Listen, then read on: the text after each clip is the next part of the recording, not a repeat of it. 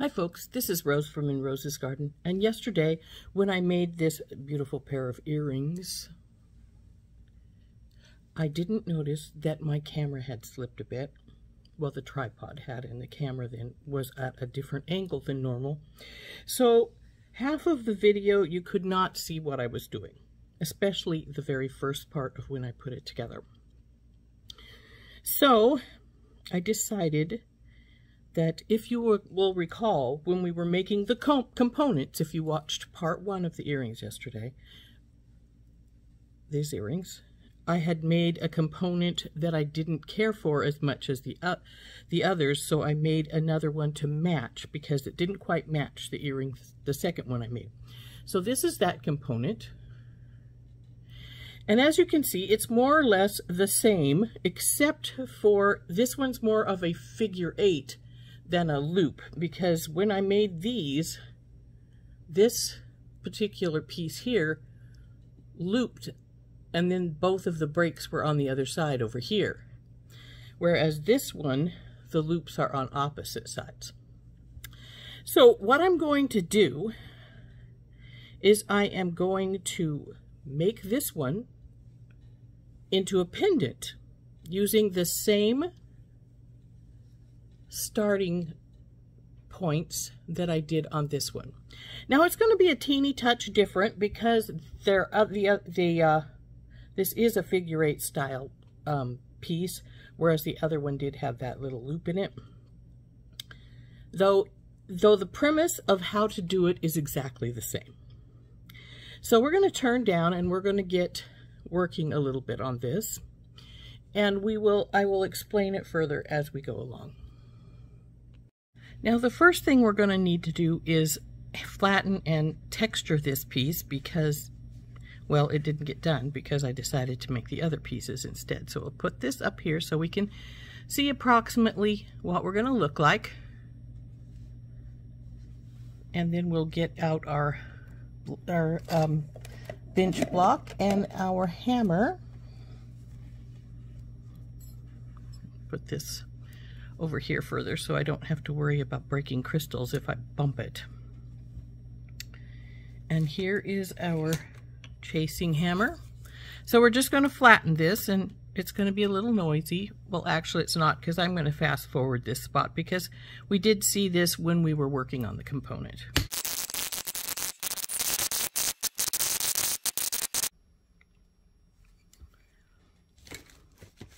Okay, I think this is looking pretty good now. So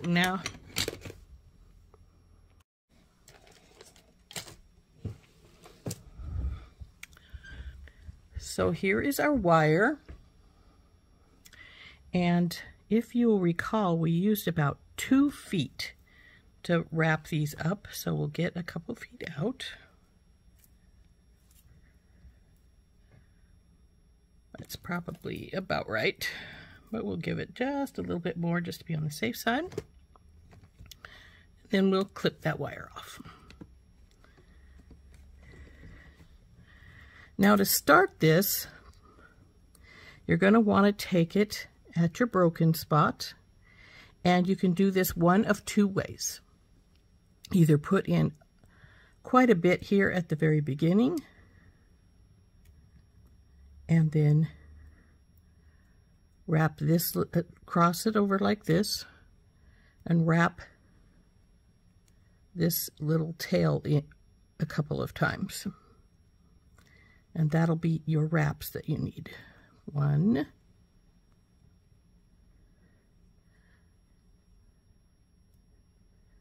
2, and for the third, and there is 3 wraps. Technically there are 4 here because my bottom wire is still looking like it's there. Now push this down. If your fingernails won't do it well enough for you, let's get this a little closer so you can see it better. How's that? So let's just push this down closer to the gap. And if you need to, you can use your pliers.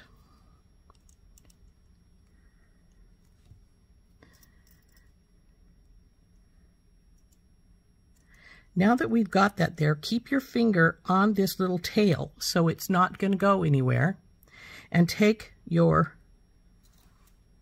wire and wrap it around the base.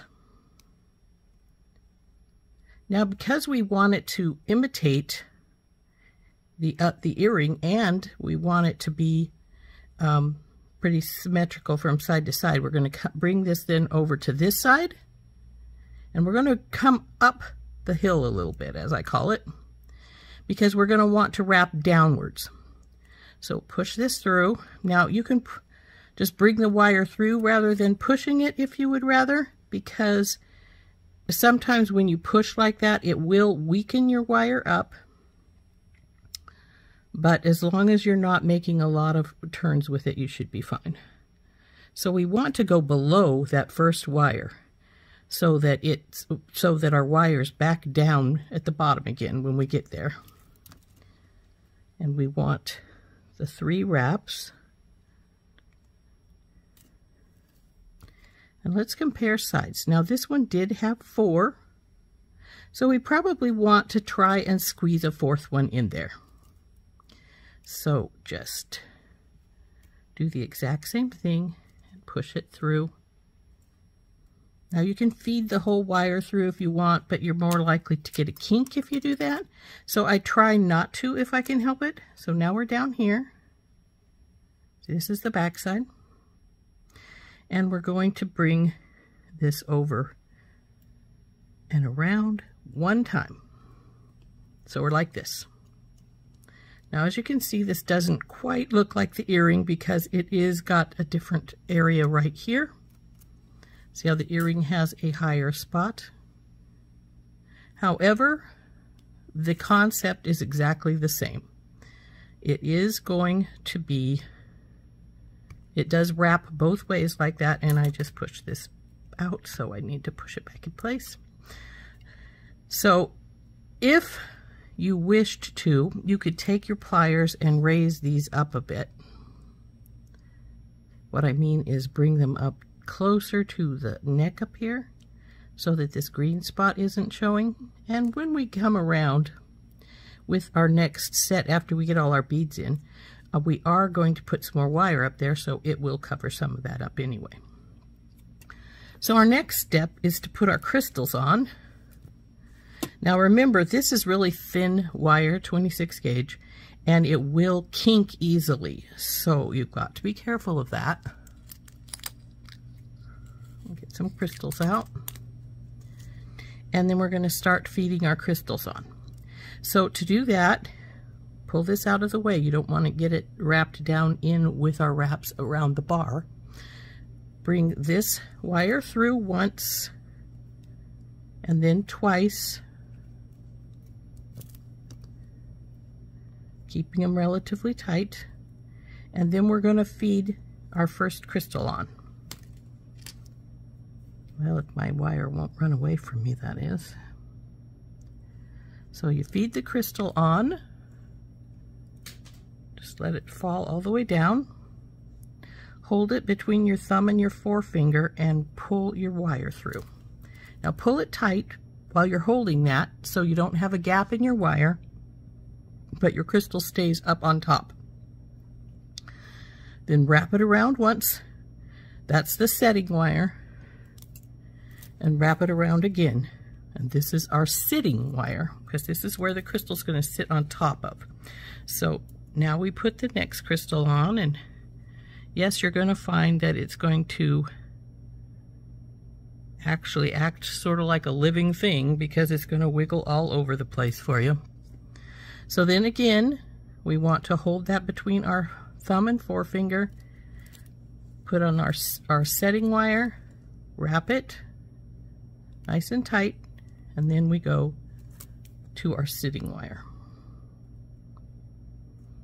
Let's see how we're doing there already. Now you can loosen these or tighten them depending on how much you want to push back and forth. This one is not going to probably have quite as many beads as the earring because it is a slightly smaller oval. So now we've got our sitting wire. Now we're going to set And then we'll bring it around again for our sitting wire. And I just got a slight kink. So just twist that back into place like so. Now if it gets a sharp area on this, don't rub your fingers over it. You could cut yourself because it gets sort of sharp once it gets a kink in it. If that happens, get out your nylon jaw pliers and then push it through. And you've got to be careful of that spot from then on out because it will have weakened. Okay, so we have our setting and sitting.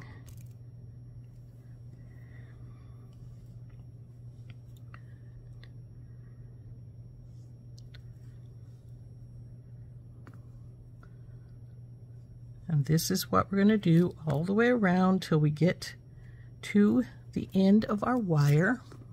Or I should say, well, this is a wire too. We're going to wait till when we get up here. We're just going to keep going around till we get up here. Just the exact same with our sitting and our setting. So we're at the setting, the sitting one right now, because we're going to sit this wire right on top here. Now we'll bring it around for our setting wire. Now that will hold our bead right there. Now we pull it around again, and our bead's going to sit on this one.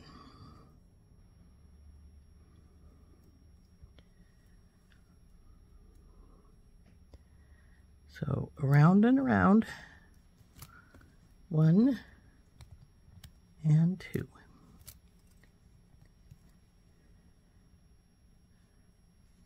See how pretty that is with the gold and the green? So we'll just keep doing this till we get to the other side.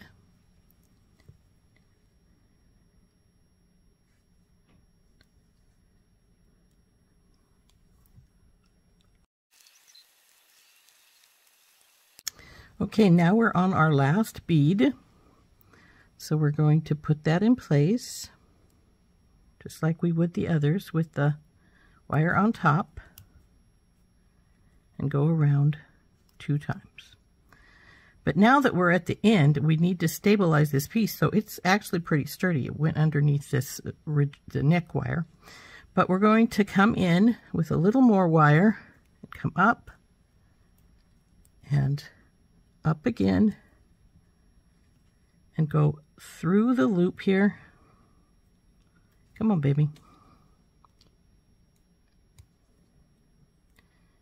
And then go over here.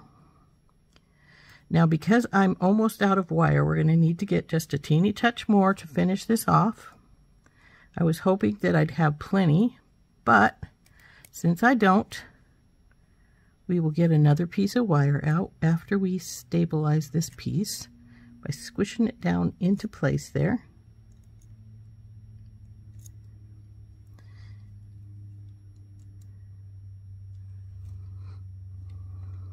So it sits like this. You see the double wire right here?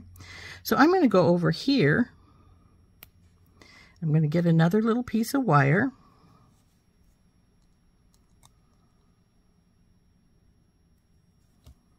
And I'm going to put those same 2 wraps over here on this side. So we'll get just a little bit. We don't need much because we're just going to finish this off as well as add the crystal up in the middle up there. So we just need a tiny bit. So what I'm going to do is I'm going to start right here. I'm going to come around that wire. And then I'm going to go through here.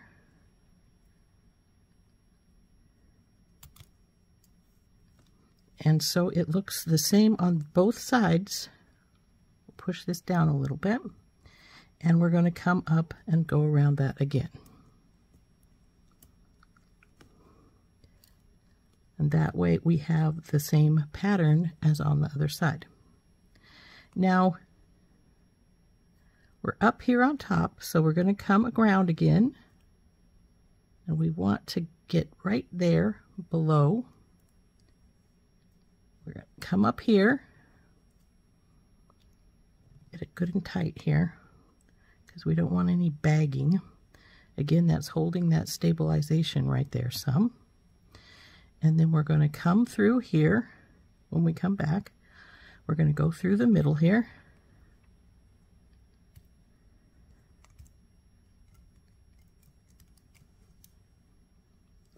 And we're going to put this crystal on.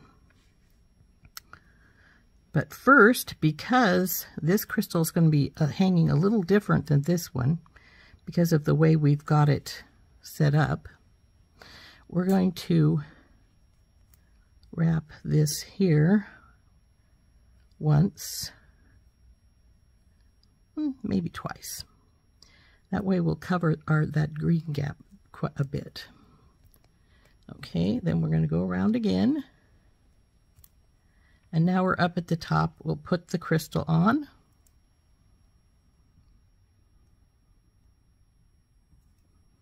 We're going to hold it in place as we come through again. Now this is where it might kink. See how that's trying to? Put your finger in there, if you can, to hold it in place more so it doesn't kink as easily. So then we're going to want this to sit sort of sideways, like so, because we're then going to come back down and around.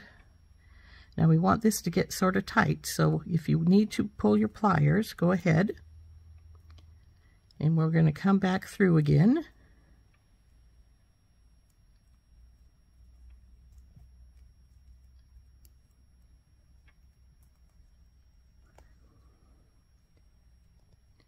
And go back down. Now we've got that same 2 crosses that we had on the other side with our crystal in the middle. Now we'll go back over and we can clip our wires because we are done.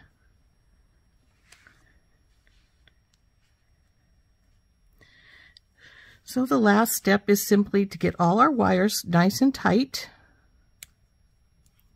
and then clip them off. And you've got to decide where you want this one to sit because it's at a weird spot. And this one, of course, has had stuff go over the top of it. So this one, take your pliers and squish it down just a little bit so it's not got a bulge right there. See how I did that? Now we're going to clip these ones off. So we'll clip this one off as close as we can to where it goes underneath the other wire. Then we'll squish it down a little bit. This one will go right here beside the edge. And we'll then squish it down some so it's not going to be scratching anybody. Now this one's going to go right here in this little groove right here.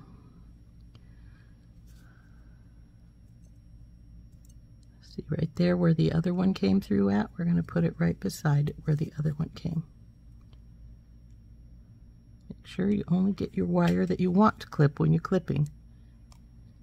And then tighten these up.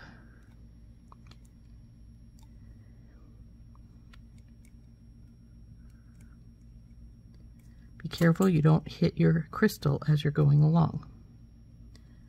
So now we have our pendant. Now we're going to hook a pendant wire onto it and some chain, and we will be done with this baby. Now if it looks a little wonky to you, just play with it till it works better for you. Your crystals will move to a little bit to a degree. See how I just moved those right there? If you want them closer or tighter, just sort of play with them until you get them sort of the way you want them.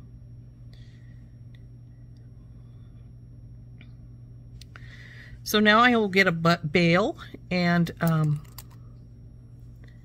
some chain, and we'll get this finished up. Okay, we've got a bail, some really pretty chain, this pretty, and some swivel lobster claw, some jump rings, and one little crystal. What I'm going to do with the little crystal is make a tail for the chain, because we're going to make this about 22 inches long. And I'm going to do that because some people may not want it to be the full length, so they might want it just to be 18. And if you want that, then you need to have a way to extend it or shorten it. So we're going to make this, I think, 22. So right here, at this little gap right here, we will cut that one little tiny link out. And put the rest of our chain away. So we want to, first of all, we need to put the bail onto the necklace portion and see if this little jump ring is going to work. We may need to move to a larger one.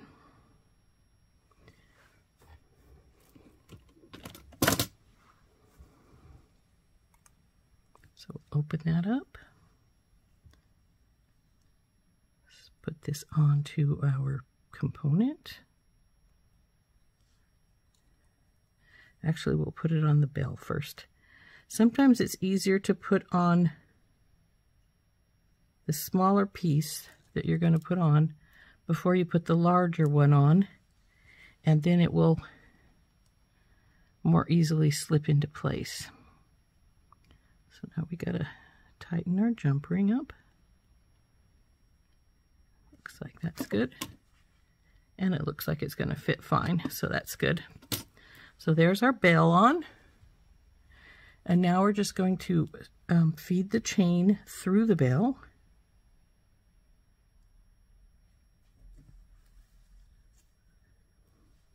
And on one side, we'll place this lobster claw. And because this chain has got big enough links to switch your where you want to go, you do not need to have an extender chain on it.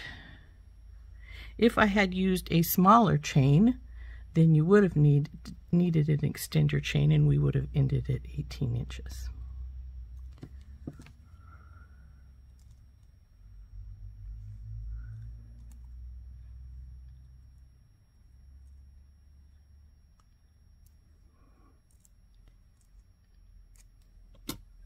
And there is our lobster claw on, and as you can see, you can hook this wherever you want to on here.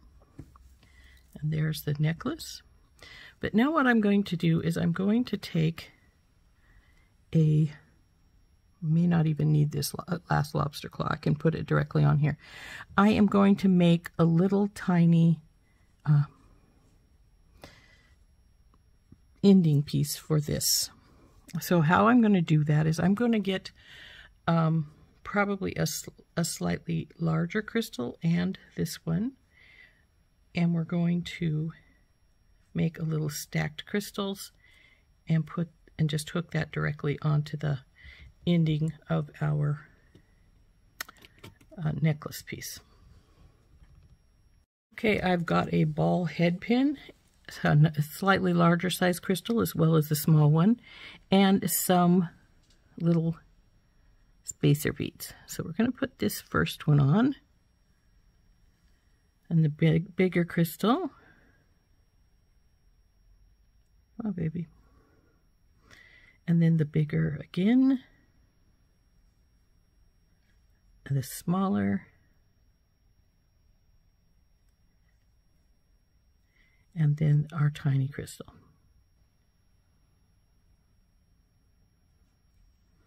To make a pretty little dangle for the back. So then take your pliers and bend this, hold it like this, bend it at 90 degrees. I use my bell making pliers for this. A lot of people just use round nose, and you can, but I like my bell making pliers because they make a nice consistent loop. Wrap it around, drop it down, bring it over, and now I'm going to put it on the chain instead of using a jump ring to put it on.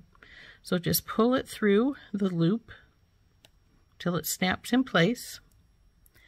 Then take hold of it right above the loop where it comes together here with your pliers. Now for me, I switch hands because I'm right hand dominant and I prefer to wrap with my right hand. Now you can do this by hand or you can use a pair of pliers. I'll just wrap this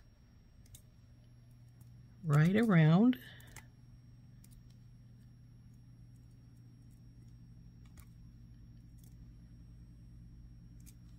Till you get it about where you want it. Trim off the excess wire. Tuck it in. Now you got to be careful when you're tucking because that top one is a crystal and you don't want to break it.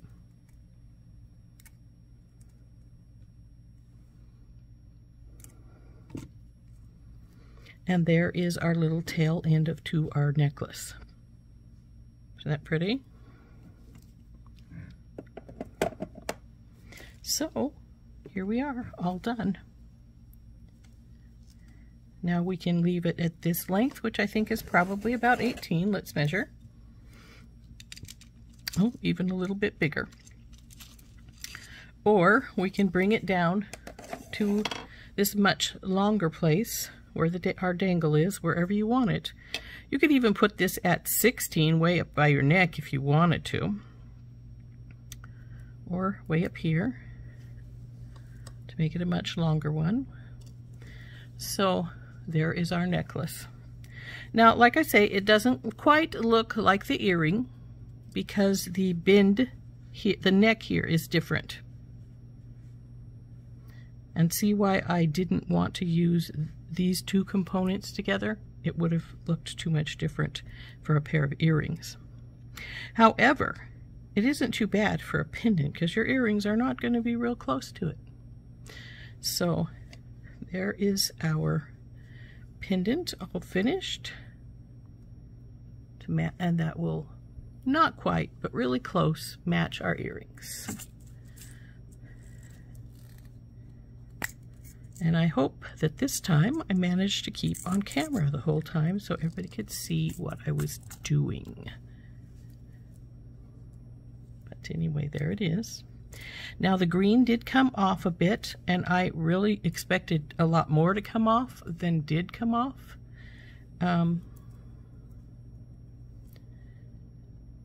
Because that is just a coating over copper wire, but it actually stayed on really good considering all the hammering and texturing I did on it. So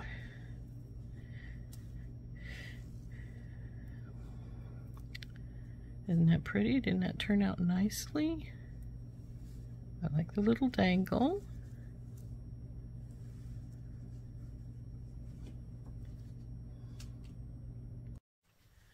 So there is our pendant that we made, which sort of matches our earrings. Not quite, because that neck is different. Though the premise and the way to do the top is exactly the same. It's just wrapped a little different because it doesn't have as thin a neck here as the earring does. Here, let's show you that again.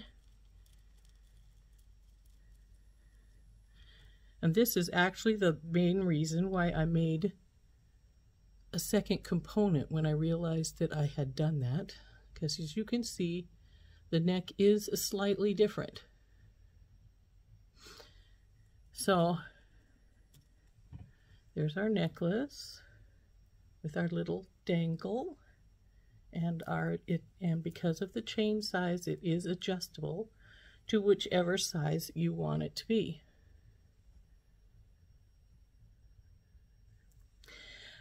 So that turned out very pretty.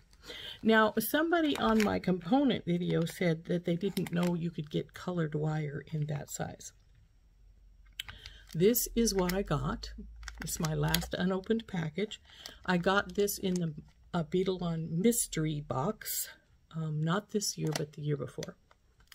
So I got 3 rolls of it. Unfortunately, this is my last unopened roll, but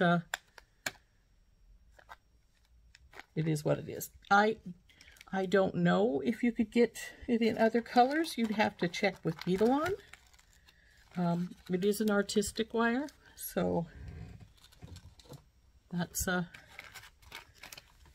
case anybody's interested in checking with Beadle On to see if they still carry it. I don't know if they do. So anyway, this is Rose from In Rose's Garden, and we have been making this lovely pendant. We'll talk to you later. Bye-bye.